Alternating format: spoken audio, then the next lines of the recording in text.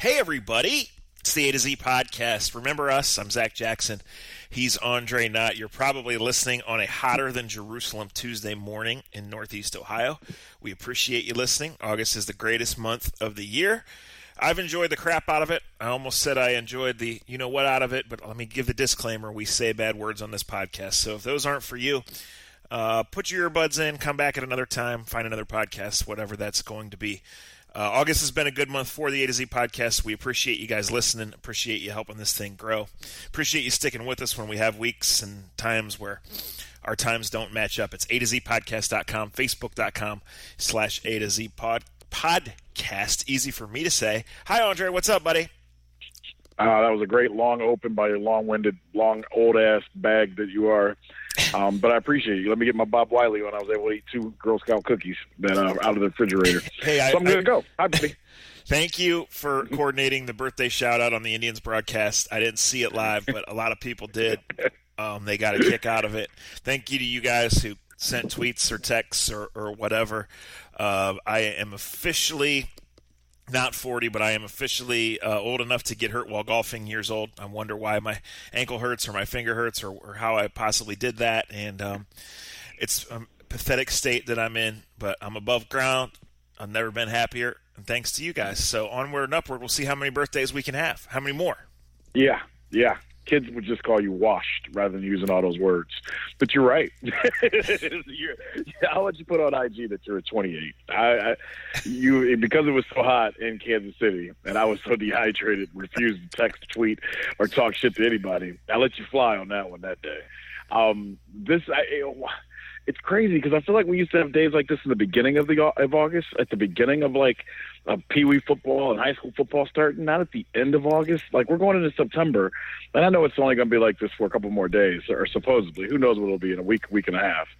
But I got to tell you, and I'm not one of those who complains about heat and shit like that usually, even though I am. Man, for the last 6 days of my life, it's just been Kansas City it's been worse miserable, man. Oh, it was Missouri is like a flatter, hotter Ohio, right? Right. With the people were a bunch of hill jacks. It's not one of my. If you've ever listened to an Indians broadcast, Rick hints at it all the time. How it's one of my least favorite city to visit is KC for whatever reason, just multiple reasons. Despite the barbecue. But man, I get good barbecue everywhere I go. Well, clearly. I mean, you're onto something though. Your last name is Jack. Your last name is Jackson. You can get all the chicken spots anywhere around America because people think you're black. As a black man, I can find good barbecue almost in 50 states and half of Africa. I guarantee. You're onto something with the summer being extended. Last year, I remember the last weekend of September, the Browns played in Indy.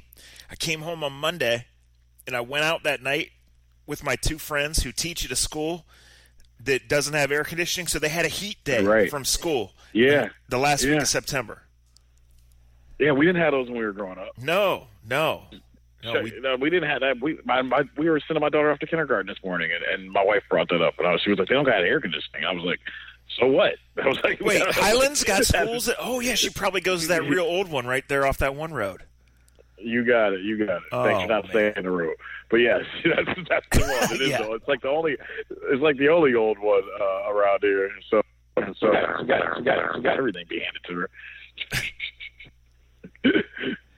All right, you broke up there for a second. Just making sure you're still with me or you didn't get up and move. I'm still with you. Okay, we're good. I didn't move at all. Yeah, so that's an interesting thing, and I'm amazed. Like sometimes on August 15th, I see people posting back to school pictures for their kids, and I think that's crazy. I ran into an old friend last week, and I said, "Kids back in school?"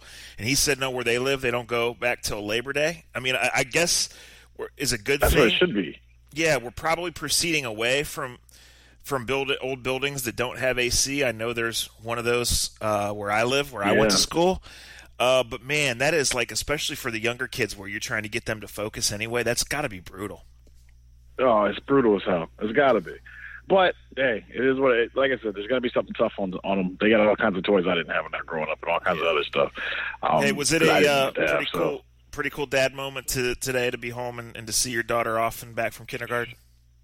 Yeah, I mean, talk about being washed and talking about worrying about things that you never thought about or thought you would think about. Yeah, because my wife and I were just talking about it. It's just, I'll move on to something more cheery after this. But for the first 5 years of their life, you were so much a part of like every moment of their day and of their life, and then all of a sudden she just walks out and it's like she's gone like most of the day. She don't need your ass. Like you pack her lunch. And she goes, and it's like, and you just don't hear her, and she comes back, and she's happy. My wife was like, everybody in our house is messed up off of this except her. Like, her brother's, like, all over the place. She's all over the place. I'm just like, man, I got up real early, and now she ain't back until, like, 4 o'clock. That's crazy. It's eye-opening. It's eye-opening, to say the least. But good for her. It's part of life. It's why you have kids, in my estimation, rather than be sad about it. Right. Speaking of having kids and things in life, let's just do Ohio State now and get out of the way before we talk about Maseratis and 400 You don't want to talk about what I texted your wife last week on the first day of kindergarten. No, it's true. You can tell it's pretty good. You probably made her cry. I said Jen, don't be too sad about sending Bella off to kindergarten. I said before long she'll be stealing cigarettes or smoking cigarettes and drinking Boone's Farm. I know, and it is funny, but it's true. It's true. Like, you put her to bed at night, and she's telling us about one kid has got, with her in her class that's not a nice kid, doing this, and how she's hanging out with this person and trading lunch. I'm like, hey, I was like, Jen's like, well, this is when you got to listen to her. I'm like, nah, I don't think I need to know all this shit. Just stay out of trouble. If I walk up there and fuck up some 5-year-old, I'm not going to do that. I like it. No, I think we should start with Urban. I don't want to spend too much time on it, although I hate to say it, you never know where these conversations go.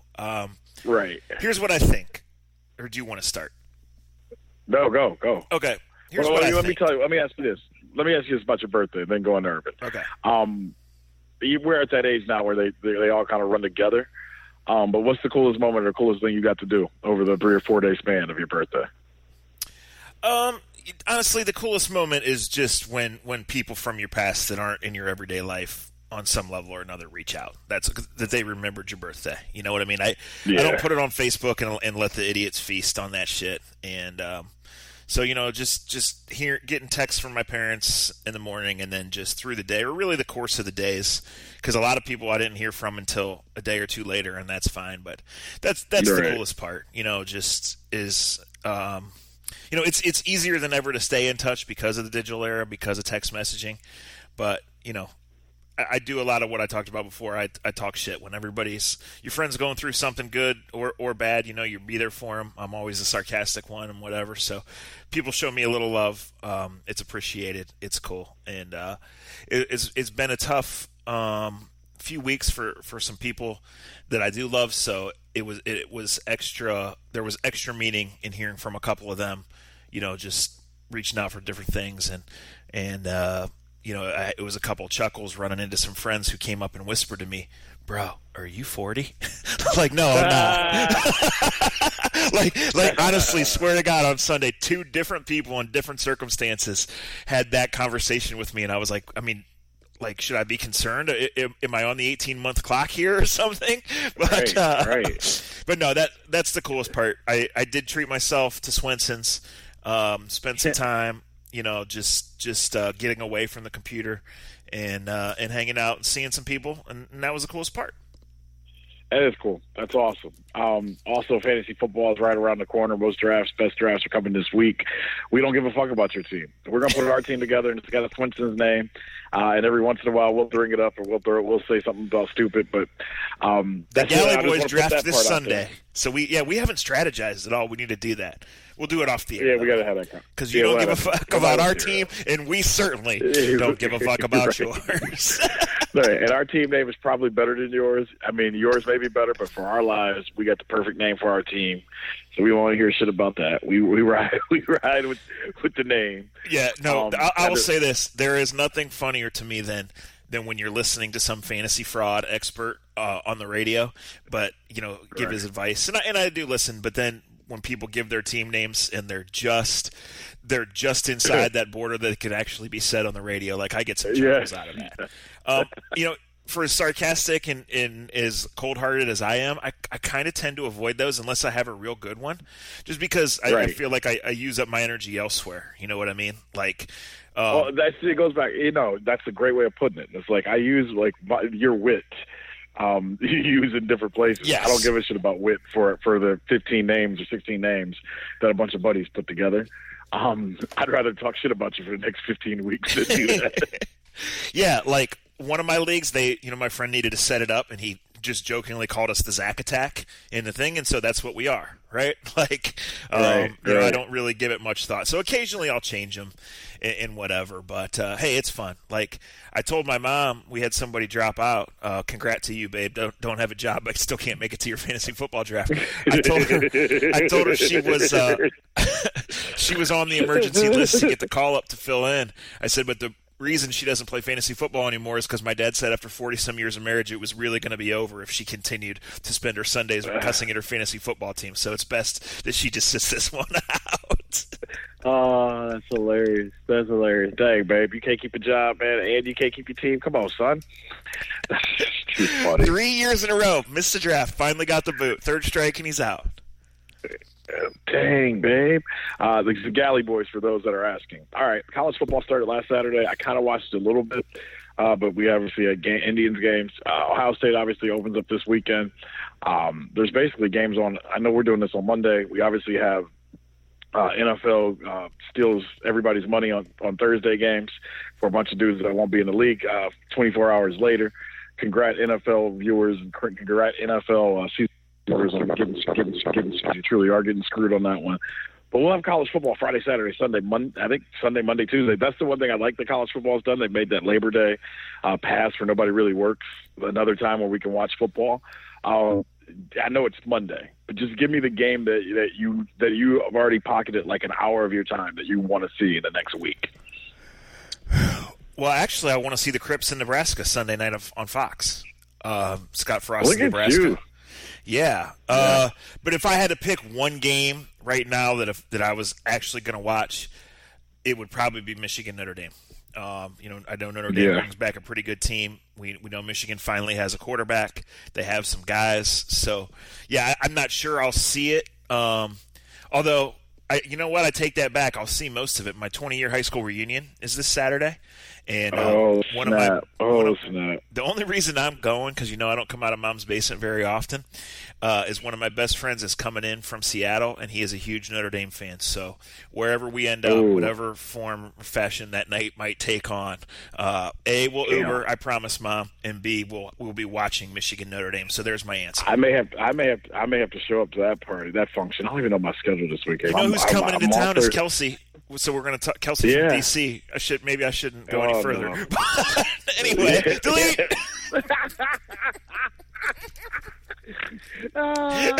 Okay. So let's tell you about our sponsor, American Fireworks. Wait. The Notre Dame Michigan game is one I'm looking forward to it. Do you like those two teams playing in week one? I'm trying to put this thing back on track, son.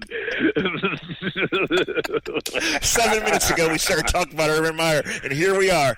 This, ladies and gentlemen, is the A to Z podcast. Thank you. All right, let me say this. The high horse method in something that, maybe – no, he'll live it down because he's him. Okay, Andre, I don't care if there's an investigation into a missing – case of bottled water, the first thing you do is scrub your text messages. I got some extra suspicion on you, right? Absolutely. However, I can't say it was a bad play by Urban F. Meyer, and I love that his real middle initial is F. I always have loved that. I think I've talked about that on the podcast before. And if you're listening to this podcast and you're more than a one-time listener, there's you probably have reason to scrub your phone. And I'm not calling everybody a cheater, a criminal, a scumbag, or anything. That's reality. There's another reality of this. Urban has always been not just a liar, but a bad liar. Ohio State knew that. I've been adamant that Ohio State did the right thing. They placed him on administrative leave. They did a thorough investigation with, I think, good people, even though if they wanted to come to a certain conclusion, And even though I believe, regardless of which side you're on, when the evidence came out, they could have fired Urban Meyer. Urban Meyer should have fired Zach Smith long ago and was willing to risk the whole empire for this asshole, and that was a bad mistake and a bad miscalculation. However, in the end, they decided not to fire Urban Meyer. They knew it was going to be awkward, both in the delivery and in the punishment that was going to come off soft and not enough for some people. But I think the right time was taken, the right measures were taken, the awkwardness was over, and it's onward and upward. Wins will erase it, and Urban will go on. He is not wired. He is not capable of being a human being and showing emotion that he does not have. He's not wired to make you think that he cares about something that he doesn't, and he made several mistakes along the way. But the decision was made to keep him, to keep the machine rolling. That's why you hire him in the first place. And in several weeks, the machine will be rolling again. And I think this is certainly a black mark. This has been negative for Ohio State and for Urban Meyer. But I am not going to go full outrage or full whiny and say this tarnishes everything. This is about football. It's always about football. Well, wait. Decisions were made, and football goes on. When you say it's all about football, you're not wrong. But what you're really saying is that 110 people are going to fill that stadium and fill it happily about 8 times, 9 times a year. And then they're going to go out and buy all the merchandise, and they're going to go follow you, and they're going to make you part of your package for the Big Ten Network and ABC and ESPN. Outrageous numbers. And you're going to continue paying him, and you're going to continue giving him the most money in the state. Because regardless of how we feel about it or what you think about it, yeah, it's about football, but it's business, and it's big business. And that motherfucker brings in big business. Right or wrong, we have to stop looking at these situations and being surprised of any way or shape or form of how people conduct themselves. It's pretty plain sight in America right now that if you're big and bold and bad enough and you have the forces behind you, you can pretty much get away with saying and doing whatever you want as long as you're successful at whatever you claim that you're the most successful at. Urban Meyer can get away with this, even though it's definitely a fireable offense. And in the same token of saying what I'm saying, there are definitely coaches that, if a coach at Kent State did the same thing, he could probably keep his job. Hell, this did happen basically at Colorado State over the last year and a half. Not nearly the glamour, not nearly as big a story, not nearly as many cameras, not merely as many reports, microphones, but in that area, that small world, and it's a big football world, college town, because it brings money in and it has a history. The story, not the same story, but it happened. The coaches were suspended, they move on, and they hope this guy can win games for them. But when you're Urban Meyer, when you're a guy with Nick Saban, I'm not going to make any names. When you're Nick Saban down at Alabama, when you used to be what was at LSU and still can be, when you see what happened at USC, and we now make the coach of the Seattle Seahawks to be the greatest genius and being so young at heart and so great, but he ran a very corrupt program at USC, and it was fun to watch. When you look at what Butch Davis did at University of Miami and what Miami was, and it just wasn't Butch, Jimmy Johnson did it as well. Unfortunately, you can talk about Nebraska, you can talk about Colorado in the 80s. There have been catastrophes within college football history for the history of college football. You can go through almost every SEC town. Urban Meyer just happens to be at the top of the dog pile right now and can get away with it. We see our president say crazy things. Hell, we will see Tom Brady do it. What did Tom Brady do just because a little air was out of the balls? It was the first thing he did to his cell phone. He zapped it. Cleaned it for us, and it just to go right off of how you began this. Yeah, it was just a little air out of the footballs to me, and who gives a crap? But then when Tom Brady did that to his phone, the whole situation seemed a little bit more shady to me. Whether it was or whether it wasn't, for him to do that just over some footballs, losing a little bit of air, a little teeny weeny bit of air, that made me question it. Bill Belichick talks to people like shit and has no heart. Like when I heard you break down who Urban Meyer is, you're absolutely right. And then I think about the joys I get out of watching Saturday football most of the time. That's the guys that are leading the programs that make all the money and that get to play at prime time every Saturday night. Yeah, and I think Urban had a problem. It is. Yeah, no, listen, I think Urban had a problem with them saying we don't have enough to fire you, but we're going to punish you. Right? I think. Yeah, for sure. I think people on both sides had a problem. So you think about the perceptions, right? And even though you try not to, no matter who you are, right? When you make a decision, you think about how it's going to be perceived, right? You make a decision, sure. You think about how Jen's going to perceive it. You and Jen make a decision, you think about how your parents and your neighbors and your brother-in-laws are going to perceive it, right? We make podcast decisions. What are the listeners going to think? What's my mom going to think, right? Right? All these things. So Ohio State, when they make this decision, they don't care about nationally. They don't care about the people in Florida that will rightly hate Urban forever and ever, and they don't care about the writers or what's going to be written. No. They care about locally, starting with the boosters, then on to the alumni, and the people that, as you said, fill that 110,000-seat stadium and buy the Nike gear and feed the machine, right? They wanted Urban Meyer. There was a window to keep Urban Meyer. They kept Urban Meyer. And Urban Meyer, I think, barring another bombshell or a total personal meltdown, will be the Ohio State coach for a number of years to come. However long he wants to, unless there's another bombshell or unless he says something ridiculous, which is possible. The other thing I will say in this situation that I think, because Urban came off so Urbanish, Ohio State's got to find a better way to handle their business. They came out very messy. Ohio State came out very messy, very Well, how does Gene Smith keep keeping his job? Right. Well, that's where it starts. But just think about having that long ass. Because I will say this: is I'm not standing up for Urban Meyer, but you put Zach Jackson or Andre Knott in a room, and you break us down for 10 hours, and then put me in front of the media with a mic, and all you fed me is some pizza. Yeah. And I've had to listen to it from I'm just saying, that's not a good setup. That's not PR. What PR 101 would tell you. Let's sleep on this. Let's come back in the morning, have a fresh outlook on it, and do a press conference. You don't do that, and I get it. But the point is, they set it up that way. Let's move on from this as soon as possible, and let's do it at 9 o'clock at night so people are talking in the morning about whatever the fuck Trump did, right? Right. But it was bad PR, and to me, to have a machine like Ohio State has, they got to look in the mirror themselves. Like, every person's got to break down what they are and who they are, and be true to themselves. That was a bad look. How Gene Smith still has anything to do with the athletic director's position. You couldn't fire Urban without firing him. I'm not saying anybody had to be fired, because these things don't surprise me, and I'm glad it's not as bad as what we've seen on other campuses and other.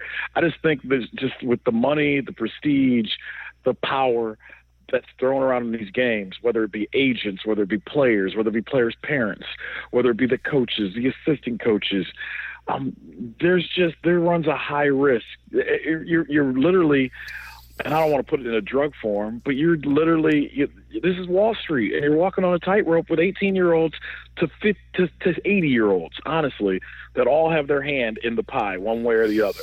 And if they don't get it's a machine like no other. Yeah. College sports, and I love them, but my eyes are open as well. Well, you're right. Well, part of the reason you've been able to love them, right, is what do you love about it? You love that Saturday night game when baseball's over and you get to watch it with Pete or with me or with Raj, right? Yeah. You love planning with your family around the Michigan game, the bowl game, the Big Ten championship game, whatever it is. Your eyes are open. You're fine with it, right? And I think a lot of people are. We're not trying to get preachy with this. This is just the facts, right? And, I hear the arguments. I do hear you. This comes from people in my profession. This comes from people in my life. How could anyone ever trust Urban Meyer again? How do people not understand that Urban is selfish and that Urban cares about Urban and Urban's pocketbook and all of that? And I hear you, and you can sing it. But here's the thing. Here's why Urban ain't losing trust from the average. I'm not speaking for everybody. From the average football player. Because the average football player, yes, he loves the Nike gear and the attention and playing on TV and all that. But what he really wants is for Urban and Urban's position coaches to position him to go to the NFL, right? Yep. And that is positioned. And who puts more in? Right, that is positioned by playing at 8 o'clock on Saturday. That is positioned by playing in the Big Ten Championship. That is positioned by practicing with and against 90 other fucking 4- and 5-star guys every day and having this plan in motion that has consistently filled the first round with those guys. Yeah. Right? Yes. And you know, somebody in that room at Ohio State and that board meeting had to say, if we fire him and let him go, he's just going to go somewhere else and do the same thing and win 90% of his games in 2 more years. Yeah. Right? Because you just said he has a machine built like nobody else. There's one other guy that has it built like he does right now. And you know, another school would have accepted him, had him, paid him a handsome amount of money to have the machine that he has in Columbus and on their campus. The one, it's funny, we weren't going to talk long about this, but here we are. One of the reasons, Trey, is, I'm going to admit, like, I did not immerse myself in this. I don't cover Ohio State. It's August. I'm immersed in the Browns. I'm immersed in this podcast. I'm immersed in grabbing the heck out of summer, right? What's left? For sure. You know, one thing that I found really, really damning as we talked about Gene Smith just briefly. It's easy to scream for his job because a lot of people have done it, and a lot of people wonder, you know, what he does to deserve all this money and all of these things. But I know, without burying myself in the investigation, I want to say this and then give one other stat, and we'll get out of here. But okay. The one thing where Gene Smith at one point tells Urban to fire Zach Smith, and Zach Smith doesn't. Right? Well, right there is proof. Right there is proof from the committee, from the investigative report, who's really running the show. Right? And B, what matters, what Urban says. You know, right. Guys, I've seen it all the time. Guys get power hungry. Guys get greedy. They do all this.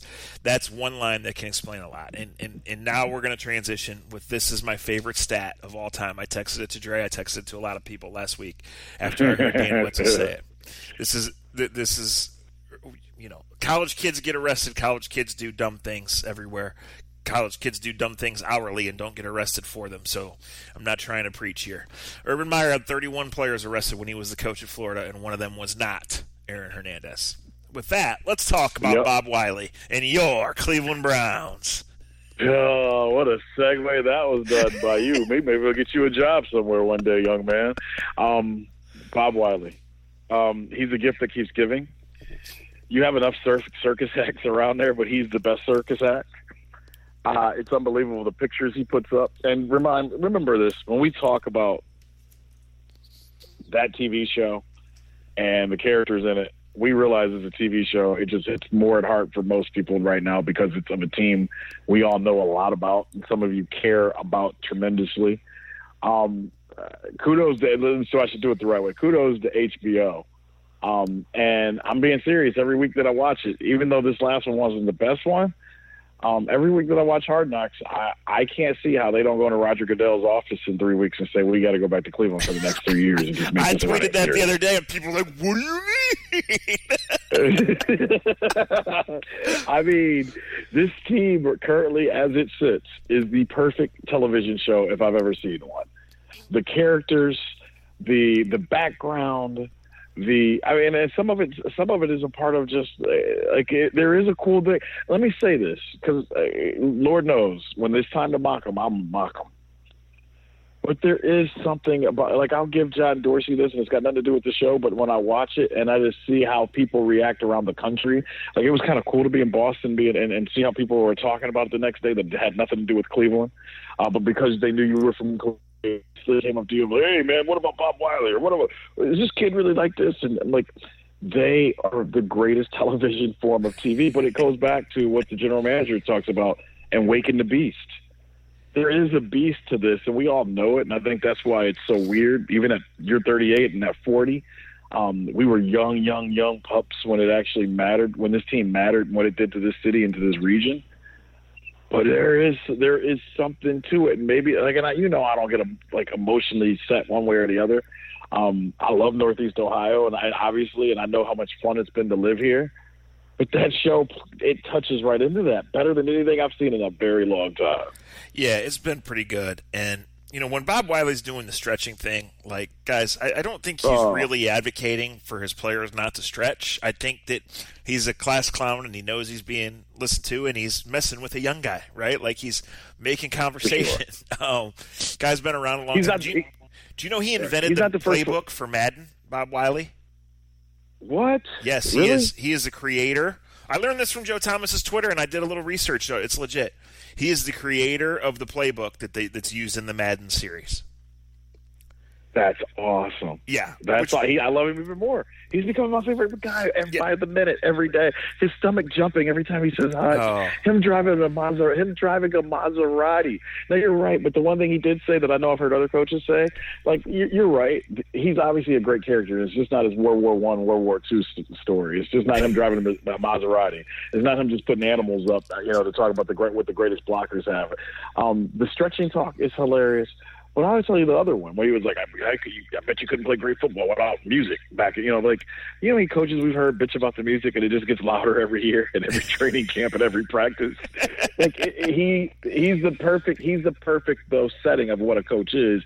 And that's saying a lot considering you've had Ty Haley turned upside down one time in the show talking about what he wanted to do the next day. And you got one guy breaking his team down in a special. Can you do the breakdown for me, really?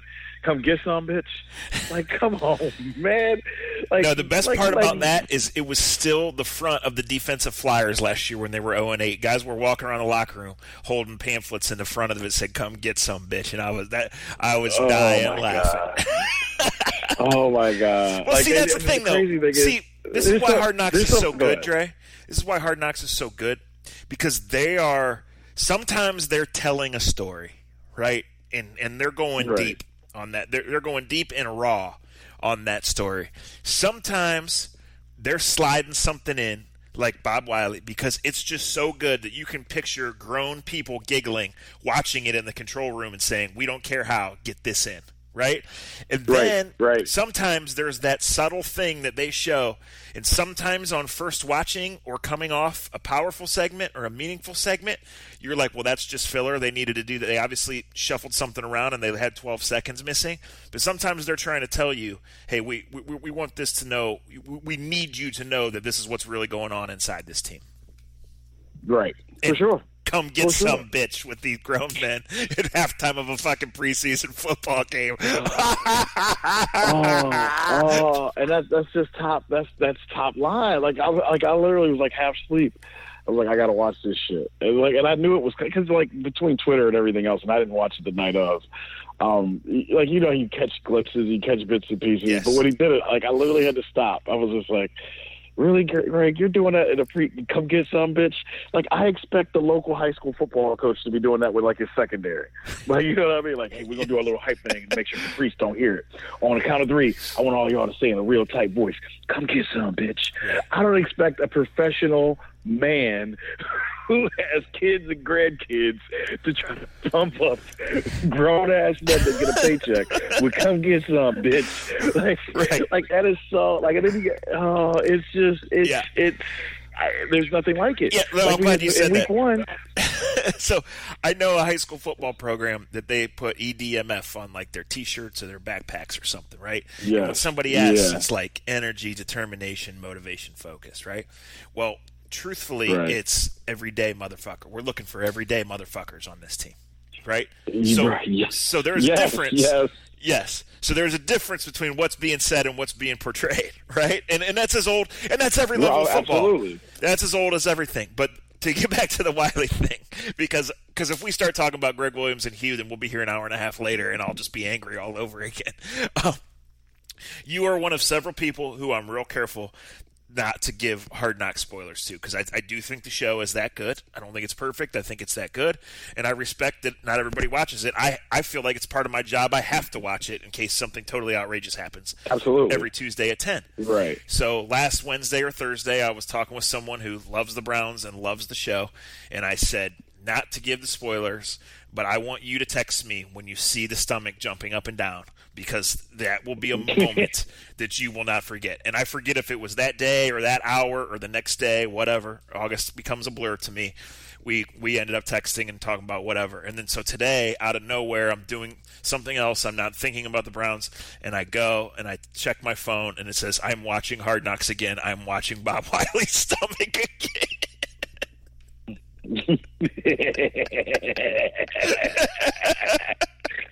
Oh, he's a classic, man. He is so classic. He makes you want him to be mic'd up for 16 games, because you just know he says some outrageous shit at any point in time, and you're like, what? Can I? we're on the subject. When this will go off this show, and I hope the show brings this on. And let me be honest. Let me be open about something.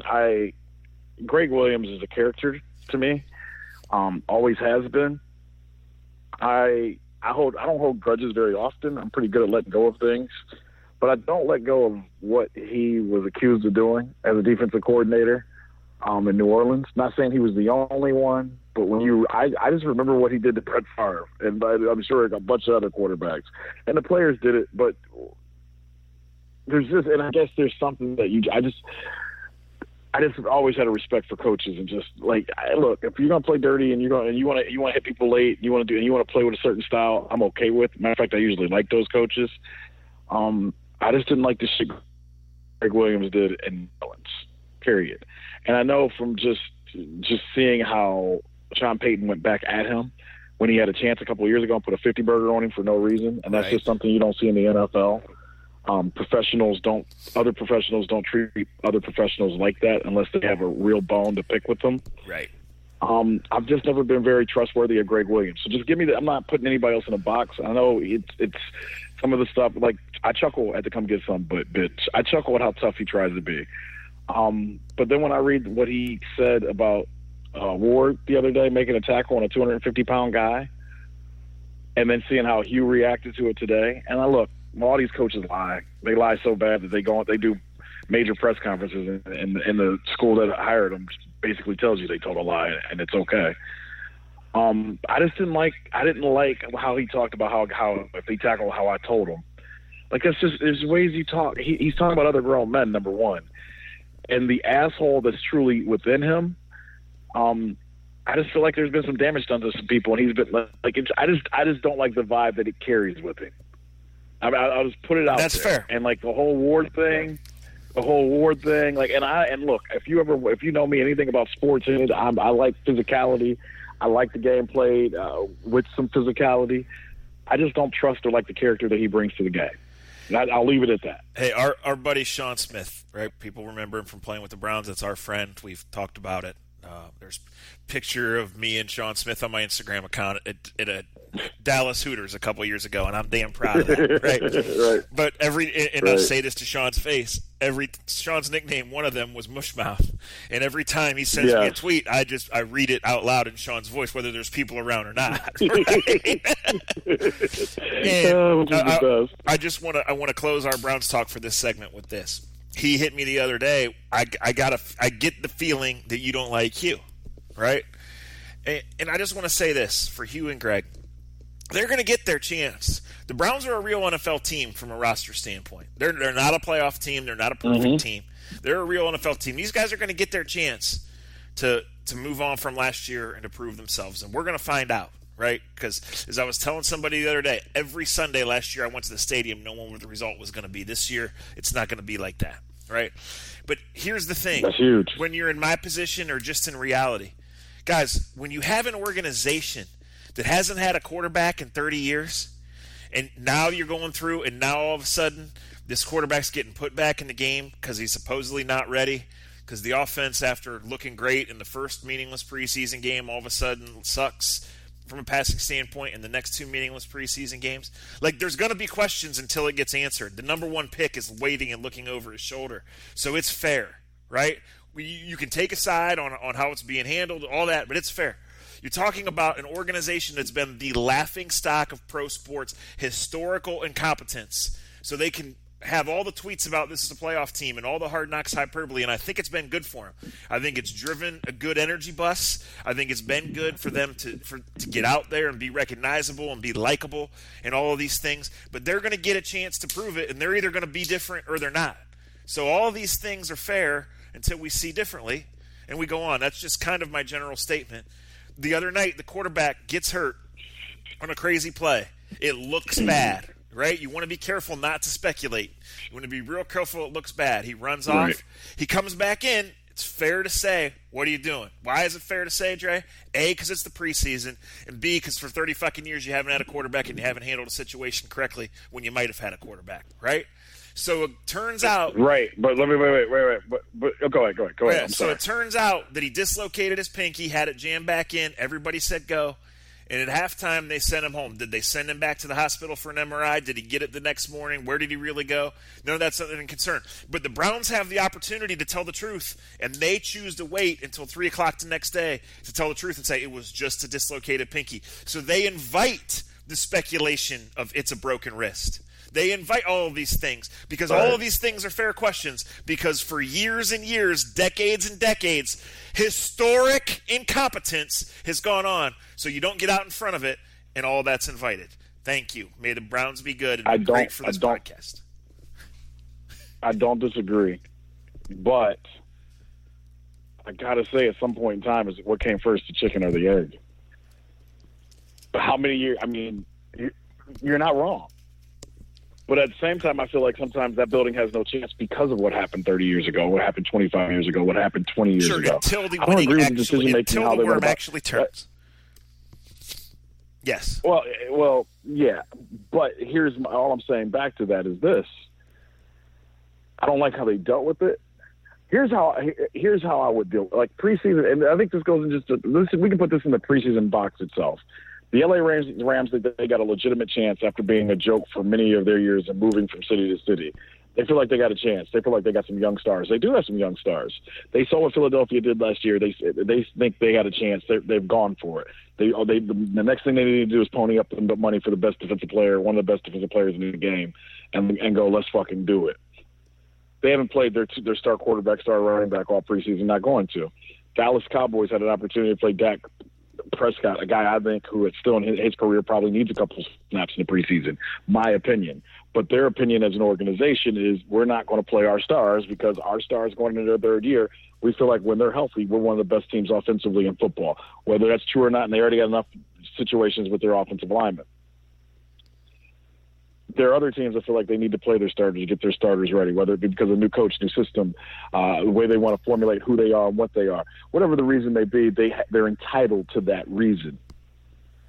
If the Browns want to put Tyrod Taylor back in the game because he just broke his pinky finger and they feel like they need to get a better rhythm with him because he's truly their starter and he's truly the guy that they want to be their quarterback for the first 10 weeks of the season, then as a professional program, step your ass up and say when he comes back in, it was just a dislocated pinky, pop back in, he's going to be good to go. It's little things like that it's all. It just takes small things to make yourself come off in a better light. When you make a decision to play him and then you leave everybody in the dark of what was going on with him, you add to the speculation. By simply just saying, it was a pinky, he popped it back in. We wanted him to play, he wanted to play. Whether you like that decision or not, Zach, you have a respect because you actually don't have to speculate for 12 hours, 13 hours of what would happen. And when you speculate in those 12, 13 hours, a lot of what happened over the last 20, 25 years start to creep in your mind. And once again, they become the joke rather than simply an NFL team that's trying to get out of the bottom of the barrel. Amen. Amen.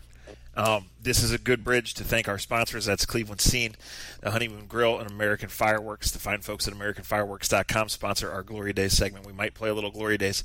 Let me give a little impromptu, unsolicited endorsement here. So this summer, Jay, I kind of organically started an old man's breakfast club. Couple early mornings. Some of us had an event we were going to. We did it.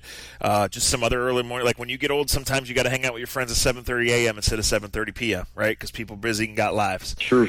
I just want to say that of the 5 or 6 times that this has gone on, planning-wise, we haven't always gone to the Honeymoon Grill. We've gone to 3 or 4 places. As a matter of fact, none of them have been as good as the Honeymoon Grill. That's just fact. Hashtag facts only, as the kids would say. Move on from there. I got 2 legit questions for you. They're non-sports, and I'm trying to decide which one is more relevant here. Okay. At our age, okay, this is a real-life problem that's affected me in the last couple of weeks. It's really difficult to shop for 2 things, shoes and jeans. Okay? Yeah. And I want to start with jeans by saying this. When I say I genuinely don't give a fuck how you dress, how you wear your hair, if you rock tattoos, if your clothes are too small, if your clothes are too big, I don't. I'm way past that. I really am. I'm not just saying that. And there's only 2 exceptions to that rule. And one is that is grown people who are not professional athletes do not need to wear tights under their workout gear under any circumstances. You're a fucking loser. And two, if you and I don't judge by age either, because I got a lot of friends younger and a lot of friends older, relationships with all sorts of people from all ages and backgrounds.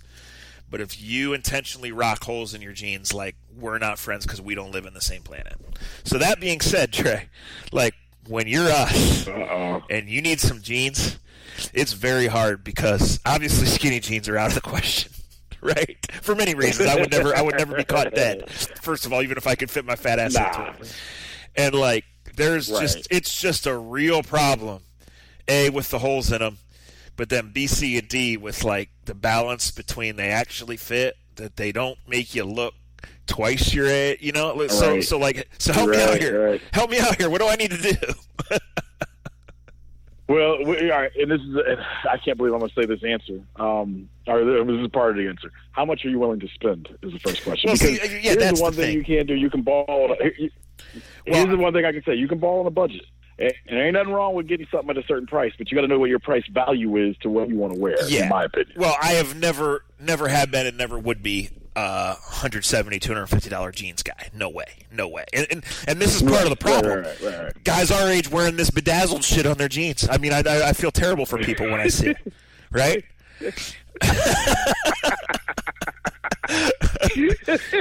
So I'll tell you where I'm usually. A to Z and grown up. But I'll tell you where I usually am there. Right? I'm usually at Kohl's in the normally 65 down to 39 department. That's where I am. That's a good place. Okay. That's a good place. I have been in that. I will go to that aisle again. Sometimes Kohl's will overprice some shit. I will say this, and people will make fun of me. You may make fun of me. I have found a jean that fits me the way I like it. I probably have about 7 or 8 pairs of jeans now There's from there nothing that I've wrong with accumulated that, and over the that is last. such an old man move. I'm proud of you. Yes. Well, because I found a jean that I like, and I found a company that I like, and I found their sizes that I like that I figured out. They're called Lucky Jeans. They're a company. I'm actually and I can order off of their online store. There's one they're around, and they're a little bit more expensive. They're $100 jeans. They can get more expensive. I don't spend more than $100, but now that I'm on their team, see, I'm gonna tell my secrets of being an old man. So you wear the Lucky Jeans when you drive to Get-Go to get your coffee in the morning. Hey man, I got to do what you got. I had the kids go by Get-Go. They actually say, "Dad, can we get a smoothie?" I'm saying that's the truth. Get-Go got smoothies that rock, that are. I ain't hating. Get the strawberry banana. My daughter gets strawberry. My son gets strawberry, and the stuff is good. And it is good, man. They're the kids. We got a car wash today, and they saw Get-Go. They go, "Dad, can we go to Get-Go and get our favorite drinks before dinner?" I said, "Don't tell Mom, but absolutely we can. We might mess up dinner." And we did it. The Lucky Jeans, but here's what I've done with Lucky Jeans. I bought a couple pairs. I saw they had a 2 for $100 one time, so basically 1 for $50. I knew I liked one pair, got a couple. I got on their email list. Anytime they got a deal going on, young Z-Jack, I'll send the email over to you. But usually the jeans that cost $120, $175, you can get half price, 40 to 60% off. And once you get the size that works for you, when I find the right price, right ones on clearance, I just buy them and get them sent to the house, and got them in a couple, a little darker, a little lighter, a little darker. You can wear them. You can wear them with a dress shirt. You can wear them with a t-shirt. You can wear them with boots. You can wear them with tennis shoes. You can go to a high school basketball game. You can go to your 20. Well, you can go in sweatpants to your 20 year anniversary. You can cover NFL practice. You can cover NFL practice in them. You can go to the local bar. They have enough of a mix, and they're comfortable, and they fit decently. So that's what I do for my jeans. Okay. Going to Kohl's route is not a bad route. Just find a company that works best for you. I would never buy. Yeah, I live my life digitally, so I'm subscribed to these, and there are times that I buy clothes online because I just get outrageous deals, and I don't go shopping. I just say, okay, eventually I'm gonna need this. I'm gonna buy this, right? But the problem is, I would have to know the exact jean brand and fit and size before I take advantage of the deal, right? That's just how it had to be. Right. Now, shoes are a little less, and it's less daunting for me for 2 reasons. One, even when I played basketball 20, 25 years ago, I never actually ran fast enough jumped high enough or cut hard enough to worry about ankle protection. So it's like basketball shoes were never my thing. Some people, they always have those. So I've always been fine with like the lower cut, whatever. And I pretty much know what size I wear, but here's a hard balance. Like, okay, I'm a fat turd. I do exercise a little bit because I would like to make it to that apparently magical 40th birthday, right? But like, I don't need the $130 running shoes with the bells and whistles, and I certainly don't need them to be neon green with the air pockets jumping out and playing music as I walk down the road. Like, I'm looking for, like, again, I'm looking for an $80 shoe that's like grayish black, marked down to 55. Right? And it's fucking hard, man. It is hard because you just realize this is when you realize you're older and you're washed. This shit ain't for us no more, man. It's for these kids. Yeah. It's not for us. It's for the kids. And listen, I don't have a problem saying, like, I shop at Kohl's, Marshall's, and Aurora Farms. Like, that's what I do. Like, rarely do I go anywhere else. But even at those places, falling on a budget. Yeah, even at those places, it's just, well, sometimes especially at those places.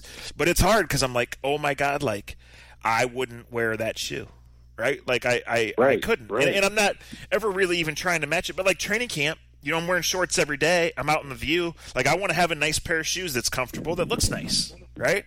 Like. It's June and July. I'm on the lake. I'm not wearing shoes. I don't care. But, the whole rest of the time, like, I get it. You got to, I'm never going to be a snazzy dresser, but I know when you have to present yourself like a human being. Right. Well, and to tell you what, with shoes, because I don't like most new shoes. Most people know I just buy I buy Air Max. Like, it's become a running joke. I've got the 95 Air Maxes. I got them in so many different colors, and they are a little bit more expensive. I actually like it's, but it's the shoe I like. It's what I wear. Rather than getting caught up in whatever is new is out there, this is what I do. I take care of them. Because I can't really get into most of the new stuff either. I mean, we have our own ways of coping, but it all goes back to balling on a fucking budget. Like, there's certain things. Yeah, see, it certainly does for some things, but I'm just talking about, like, in general. You know what I mean? Like, if I'm going somewhere and I'm going to spend $200 and I'm going to get sweatshirt, jeans, shoes, right? Like, I don't really care how I mix that up. And I'm certainly not going to save $5 for something much uglier or much shittier brand. I'm just trying to find that balance between dad jeans and dad shoes and like, oh my, can I look like a human being, right? Or like, I know I'm going to get mustard on these jeans, but will it wash out and will they hold up when I need them in January for the new coach press conference, right? Right. Will I be able to go to the Manchester football game in November in them? And will I be able to make it to the combine in February without holes in them yet? That's what you're working on. Yes. And I know he ain't lying, y'all. He ain't lying. Like, honestly, guys. Can I bring up?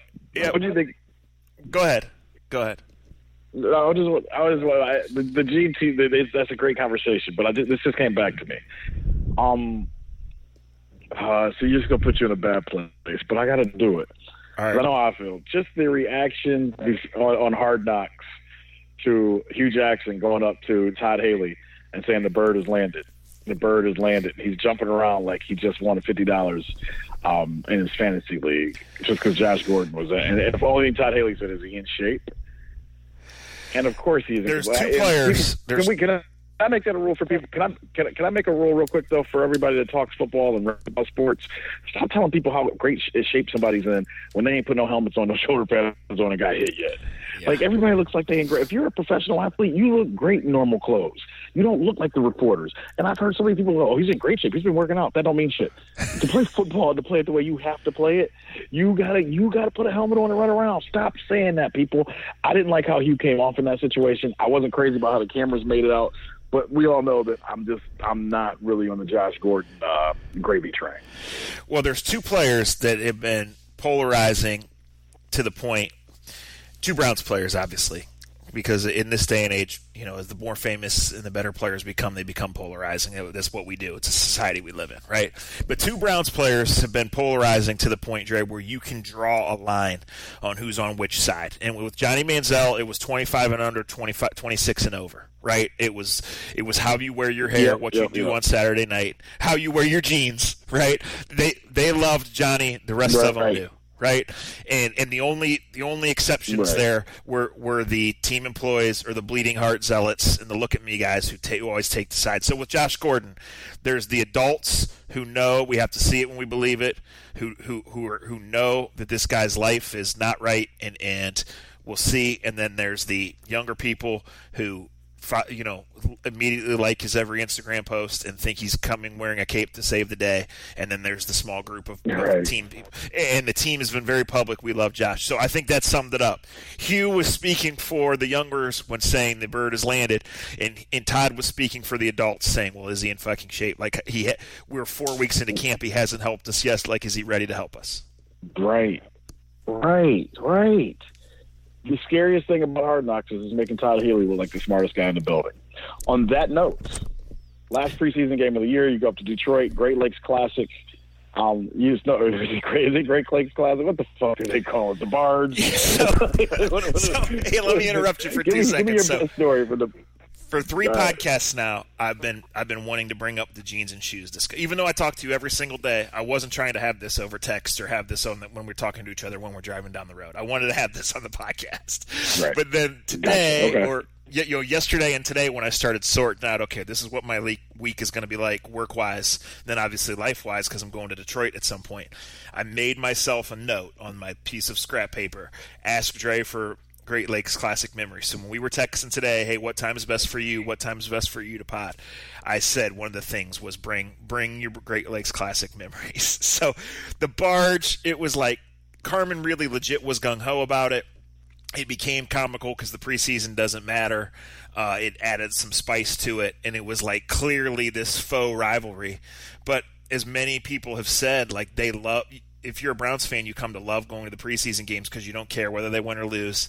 The weather's nice. You're only in there for 2 quarters anyway. And so, like, this whole GLC thing, especially in the social media era, and as the Barge kind of disappeared and then eventually the game disappeared for 3 or 4 years, whatever it's been, it's kind of taken on a little bit of a life of its own, and I think it's funny, and I'm glad that it's back, and I will make all sorts of terrible Twitter and non-Twitter jokes Thursday and leading up to Thursday about the Great Lakes Classic. Yes. I mean, the easiest one for me is just Josh Cribbs he made his career back in, '05? Like, he had a big punt return, and I remember, like, he just had one of those games where you're like, all right, this dude, it was easy for us to root for him because we knew him. Because he was at Kent and everything he did at Kent, he was just, he was already an Akron Beacon Journal legend when the Akron Beacon Journal, never mind. He was an Akron Beacon Journal legend. Right, let's just leave it at that. That went to my school. And I thought, and I think, I can't remember the date. Just I remember him having a great preseason game against the Detroit Lions. I also remember Braylon Edwards showing out in front of his family and getting a one-handed touchdown. From Charlie Fry. In the corner. But from Charlie Fry. And there was a ton of BS. It was Braylon in a nutshell. I'll just leave it at that. Yeah. it was Braylon's career in a nutshell. He awed you with this unbelievable catch, and he awed you with how much of a dipshit he was and who the dipshit around him. I'll just be like, and he was in his hometown, and he acted like he was gonna put a fur coat on and walk around like he was Jerry Rice after one preseason game. It is so Braylon. It was so Braylon. And we're in an hour, and I gotta go, so we're gonna get you out of here on this story. Okay. Thanks again to Honeymoon, to Scene, to American Fireworks. Thanks to you guys for listening. Facebook.com/A to Z Podcast, A to Z Podcast.com. So like a year or so later after this game, Charlie gets to a point where he's going to have a hometown football camp, and it's cool as shit for the kids in Willard to have the NFL players come out, right? And Braylon is one of them that pledges to. Rodney Poole comes out, somebody else comes out. We're all out there. Braylon takes off from Cleveland, fashionably late, of course, and gets to a point in the drive. If you don't know where Willard is or if you've never been there, you just take 224 all the way till you're halfway to Bowling Green. So you're a lot of miles from anywhere. Well, Braylon gets to a point where his cell phone isn't working. He decides it's not worth it for Braille and turns around and comes home. No shows, Charlie's camp. So, on that note, he's Andre. I'm Zach. We'll talk to you next time. Truth hurts. On A to Z. Balling on a budget. We didn't even get a baseball moment in. We didn't need to. We're tired. There's 13 or 16 games, 13 of them on the road, only 3 of them at home. It was really like a 16-game road trip. Talk to you guys later. Konnichiwa. Konnichiwa, Brown fans. See you in Detroit.